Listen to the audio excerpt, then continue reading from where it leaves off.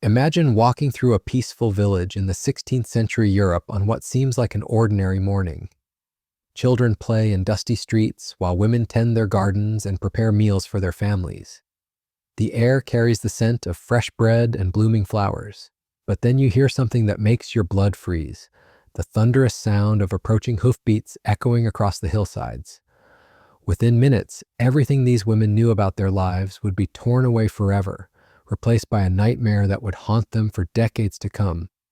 What you're about to discover isn't just another tale of historical warfare. This is the untold story of how Ottoman raiding parties systematically destroyed the lives of countless European women between the 15th and 17th centuries, transforming peaceful communities into hunting grounds for human cargo. These weren't random acts of violence. They were calculated military operations designed to capture, transport, and sell women into lives they never could have imagined. Before we dive into these forgotten stories of survival and suffering, if you find yourself fascinated by the hidden truths of history, consider hitting that subscribe button and letting me know in the comments where you're watching from. It amazes me that we can explore these centuries-old tragedies together, connected across time and distance by our shared curiosity about the past. The name Devshirme might sound unfamiliar, but the systematic raids it describes changed the fate of millions. While most people associate Ottoman expansion with grand battles and sieges of famous cities, the real devastation happened in countless unnamed villages where ordinary women became the primary targets of highly organized military expeditions. These weren't spontaneous attacks by rogue soldiers, they were state-sponsored operations with quotas to fill and markets to supply. Let's begin with understanding the architects of this suffering. The Ottoman Empire wasn't built solely through conquest of territory. It thrived on a complex economy that depended heavily on human trafficking, particularly the capture and sale of European women. By the 1500s, this had evolved into a sophisticated system that stretched from the Balkans to the Mediterranean, with tentacles reaching deep into Central Europe. The raiders themselves came from various backgrounds within the Ottoman military structure. Some were janissaries, elite soldiers who had ironically been captured as children themselves and converted to Islam. Others were irregular cavalry units known as akinci, whose primary purpose was to strike fast and disappear before local authorities could organize resistance. But perhaps most devastating were the specialized slave hunting units that focused exclusively on capturing women and children for the empire's insatiable markets. These weren't desperate men acting out of hunger or desperation. They were professionals who understood their business with terrifying efficiency. They studied village patterns, identified the most vulnerable targets, and planned their attacks with military precision. They knew which seasons brought the best prices in slave markets, which routes offered the safest passage back to Ottoman territory, and most importantly, which women would fetch the highest profits. The typical raid began before dawn, when village defenses were at their weakest. Scouts would have spent weeks observing daily routines, identifying escape routes, and counting potential targets. The actual attack lasted only minutes, long enough to overwhelm any resistance but quick enough to avoid pursuit. Women were the primary objective, but the raiders also took children, livestock, and anything else of value they could carry. But here's what makes these raids particularly horrifying. They were designed to maximize psychological trauma. Raiders didn't just capture women, they deliberately separated mothers from children, wives from husbands, and sisters from brothers. This wasn't accidental cruelty, it was calculated strategy. Traumatized captives were less likely to escape and more likely to submit to their new circumstances. The journey from capture to sale represented a nightmare that could last weeks or months.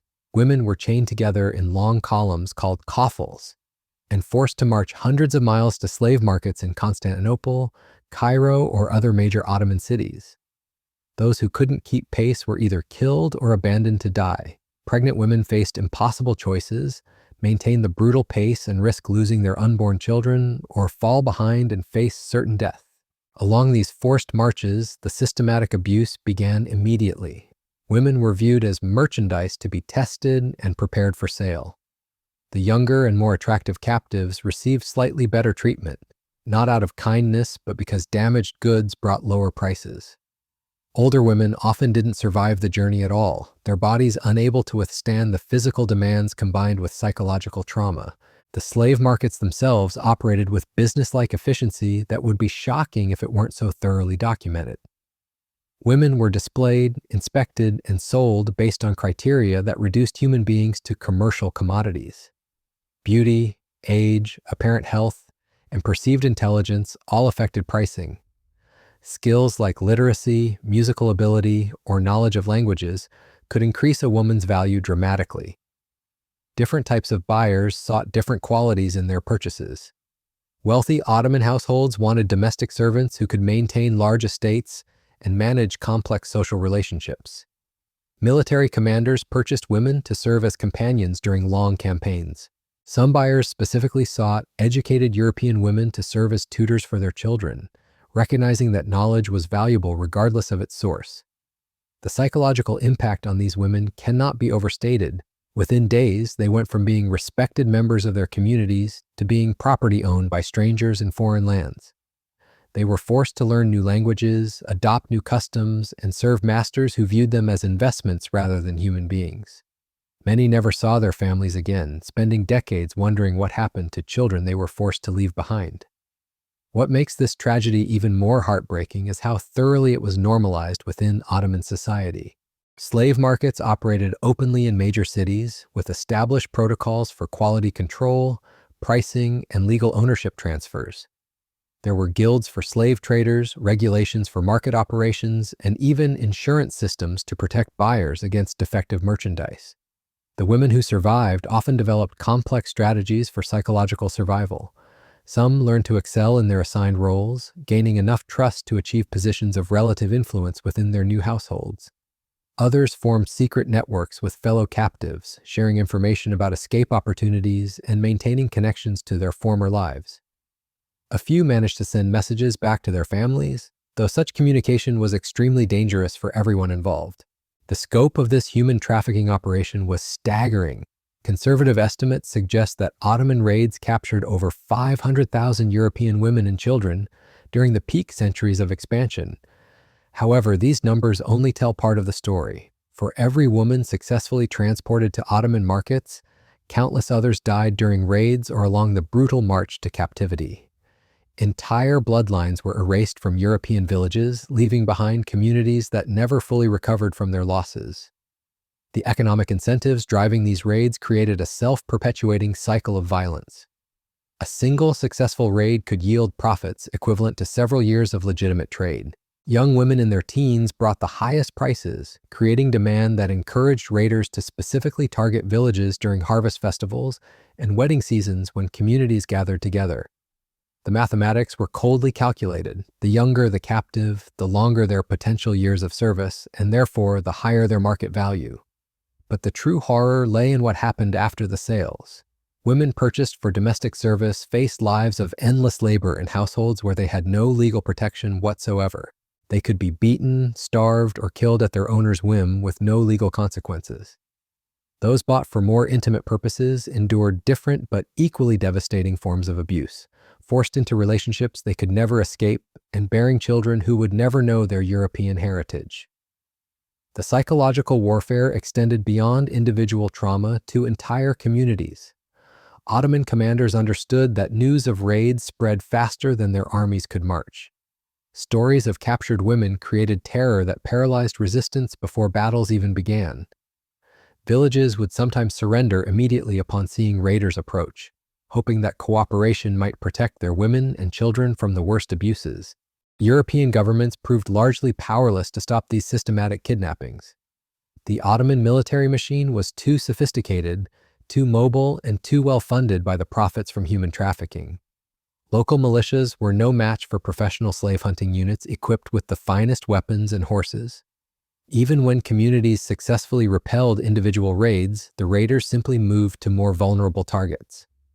The religious dimension of these raids added another layer of torment for captured Christian women. Forced conversion to Islam was standard practice, not just as spiritual coercion, but as practical necessity. Muslim law provided certain protections for believers that didn't extend to infidels. Women who refused conversion faced harsher treatment and fewer opportunities for eventual freedom or improved conditions.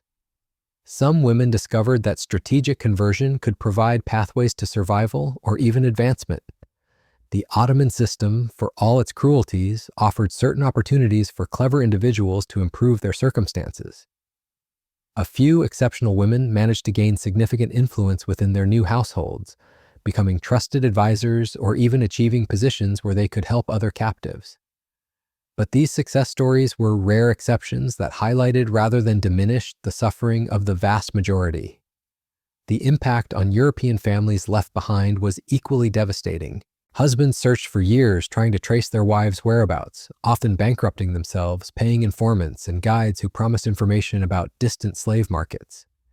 Parents never knew whether their daughters were alive or dead, creating a particular kind of grief that could never be properly resolved. Siblings grew up haunted by memories of sisters who vanished in the night, wondering if they might someday encounter them in unimaginable circumstances. Documentation from the period reveals heartbreaking attempts by families to maintain hope across impossible distances. Letters written but never sent, prayers offered for decades, and small shrines maintained in village churches for women whose fates remained unknown. Some families held on to their missing relatives' belongings for generations, unable to accept that their loved ones would never return home. The economic disruption extended far beyond individual families. Villages that lost significant numbers of women faced demographic collapse that lasted for generations.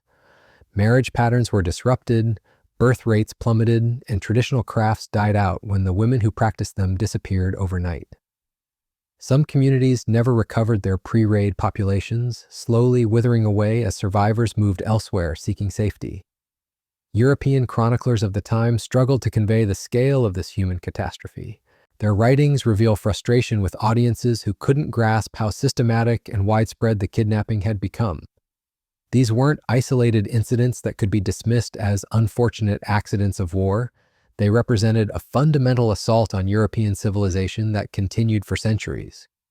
The raiders themselves often justified their actions through religious rhetoric, claiming they were saving Christian souls by bringing them into the Islamic world. But the reality was purely economic. These were business operations motivated by profit margins and market demand rather than spiritual conviction. The religious justifications were convenient propaganda that made it easier to recruit participants and maintain public support within Ottoman territories. As we delve deeper into individual stories of survival and resistance, the human cost of these calculated campaigns becomes even more staggering. These stories of systematic kidnapping and human trafficking represent more than historical footnotes. They reveal how organized cruelty can reshape entire civilizations across generations. The women whose lives were shattered by Ottoman raids weren't just victims of their time. They were individuals with dreams, families, and futures that were deliberately destroyed by calculated economic exploitation disguised as military conquest. What makes their suffering particularly haunting is how completely their voices were erased from historical records. We know the raiders' tactics, the market prices, and the economic systems, but we rarely hear from the women themselves. Their stories survived mainly through the grief of families left behind and the fragmentary accounts of the few who managed to escape or send word home. Perhaps most tragically, this systematic destruction of human lives was normalized and celebrated within the very empire that perpetrated it. The same society that produced magnificent architecture and poetry built its wealth on the calculated trauma of countless European women whose names we'll never know. Their legacy lives on, not in monuments or memorials, but in the genetic and cultural wounds that shaped both empires for centuries to come. These forgotten voices deserve our remembrance not just as victims, but as testimony to human resilience in the face of unimaginable cruelty.